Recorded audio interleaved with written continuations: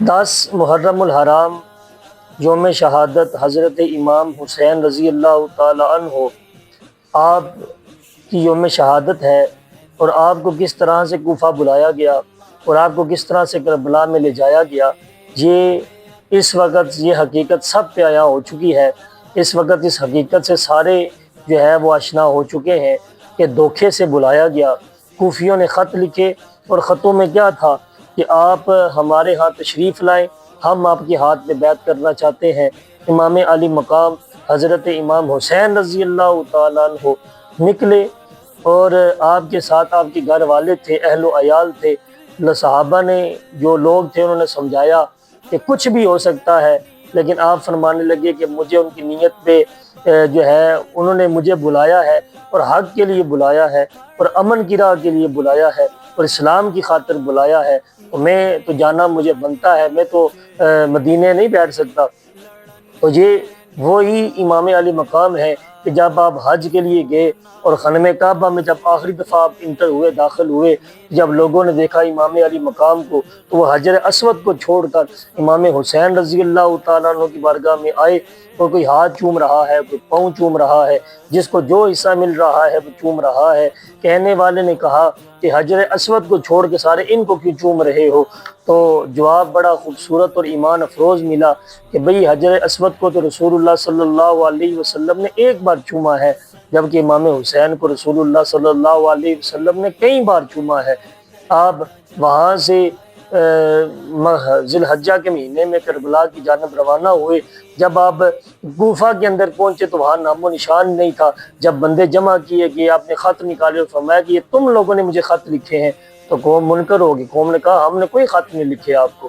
کون کہتا ہے ہم نے آپ کو خط لکھے ہیں؟ اور وہ بے وفائی کر گئے، اور ابن زیاد سامنے آ کے کہنے لگا کہ باتیں دو ہیں، یا تو یزید کے دربار پہ چلے اور ہاتھ پہ ہاتھ رکھ کے بیعت کر لیں، اور یا جہاں ہمارے ساتھ جنگ کریں، آپ کے ساتھ جنگ ہوگی۔ تو امام علی مقام امام حسین رضی اللہ تعالیٰ عنہ نے ارشاد فرمایا کہ حسین کٹ تو سکتا ہے، حسین پورا کے پورا خاندان جو ہے وہ شہید تو کروا سکتا ہے، اپنے چھوٹے چھوٹے بیٹے لہو لہان تو کروا سکتا ہے، لیکن یزید کے ہاتھ بے ہاتھ نہیں رکھ سکتا۔ اس زانی، اس شرابی، اس فاسق کے ہاتھ میں جو ہے وہ ہاتھ نہیں رکھ سکتا۔ تو آج کل ہمارے کچھ حضرات، کچھ سکالر امام حسین رضی اللہ تعالیٰ عنہ کی مظلومیت بیان کرتے ہیں کہ وہ مظلوم تھے، وہ کچھ کر نہیں سکتے تھے۔ امام حسین رضی اللہ تعالیٰ عنہ کے بارے میں آتا ہے کہ خیمے کے گرد 10ویں محرم کی رات آپ آگ جلا رہے تھے خندق کھود کے آگے پیچھے، کہ کوئی یزیدی جو ہے وہ گولا پھیلان کے ہمارے خیمے کی طرف نہ آ جائے، اور اس خندق کے درمیان آگ لگا رہے تھے کہ ایک یزیدی دیکھ کے کہنے لگا کہ یہ تو حسین دنیا کی آگ ہے، کل قیامت کی آگ کا کیا کرو گے؟ امام حسین رضی اللہ تعالیٰ عنہ نے جب اس کو دیکھا اور آگ کو حکم فرمایا کہ آگ اس کو پکڑ لے، ایک دم سے اس کا گھوڑا بتکا اور اس کا گھوڑا بھاگ کے اس کو آگ کے اندر پھینک دیا۔ کون کہتا ہے؟ ہمارا اہل سنت کا موقف یہ ہے کہ بڑا ایک مشہور شعر ہے میاں محمد رحمۃ اللہ علیہ، میاں محمد بخش رحمۃ اللہ علیہ آپ کا، اور آپ فرماتے ہیں کہ قوت ہونیا زور نہ لایا بیٹھے من رضائیں، قوت ہونیا زور نہ لایا بیٹھے من رضائیں، یعنی قوت تھی ہر چیز کی لیکن زور نہیں لگایا، کوئی اس طرح کا کام نہیں کیا اور اللہ تعالیٰ کی رضا میں راضی رہے۔ قوت ہونیا زور نہ لایا بیٹھے من رضائیں، دین دنی تو اتوں ٹر گئے دو جہاں دے سائیں، یعنی قیامت والے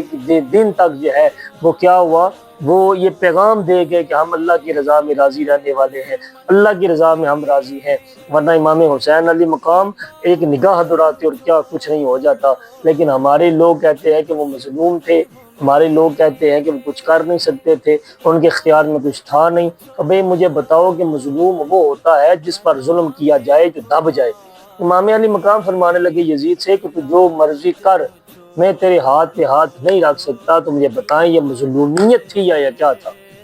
مظلوم ہونا اس کو کہتے ہیں، اس کو تو بہادری کہتے ہیں۔ امام حسین رضی اللہ تعالیٰ عنہ کی بہادری جو ہے اس کے تذکرے کرنے چاہیے۔ امام علی مقام امام حسین رضی اللہ تعالیٰ عنہ کی بہادری کے قصے سنانے چاہیے، کیونکہ وہ ایسا بھی بہادر شاہ سوار آیا ہوگا، یہ ایسا بھی بہادر آیا ہوگا کہ